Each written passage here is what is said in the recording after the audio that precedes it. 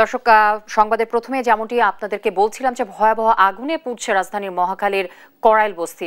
আগুন নিয়ন্ত্রণে যোগ দিয়েছে ফায়ার সার্ভিসের 16টি ইউনিট। এই মুহূর্তে সেখানে আমাদের সহকর্মী আছেন আলিমুজ্জামান সাফন। আমি আবারও যুক্ত হচ্ছি তার সাথে। সাফন, আপনি কিন্তু বলছিলেন কিছুক্ষণ আগে যে আগুন আসলে নিয়ন্ত্রণে তেমন একটি আসেনি এবং বেগ পেতে হচ্ছে ফায়ার সার্ভিসের ইউনিটের। তো এখন পর্যন্ত আসলে নিয়ন্ত্রণে এসেছে কিনা এবং ফায়ার সার্ভিসের কয়টি ইউনিট কাজ করছে সব মিলে যদি সেখানকার চিত্র তুলে ধরতেন।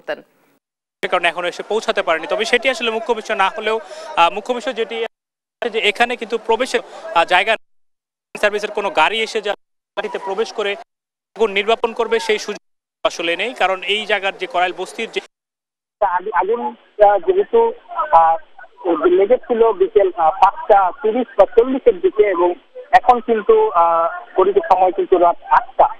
তো প্রায় অনেক ঘন্টাই পেরিয়ে গেছে, তারপরেও কিন্তু আগুন নিয়ন্ত্রণ কিন্তু সম্ভব হয়নি এবং আমরা চোখের সামনেই দেখতে পাচ্ছি যে দাও দাও করে কিন্তু বাড়িঘর যেগুলো আছে এখানে সেগুলো কিন্তু চলছে এবং মানুষের যে হাহাকার যেটি আমরা দেখতে পাচ্ছি এবং তারা চেষ্টা করছে তাদের বাড়িঘরের ভিতরে তাদের যতটুকু সম্বল সরিয়ে নেওয়া যায় সেটি তারা চেষ্টা করছে সরিয়ে নেওয়ার জন্য।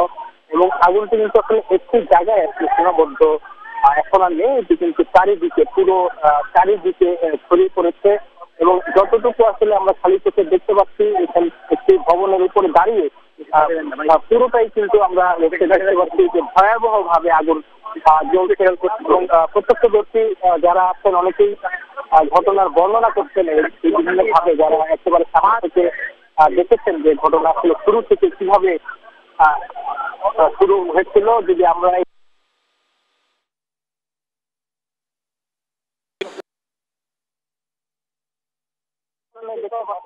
এখন আগুনের যে ভয়াবহতা কমে কিন্তু আসছে এবং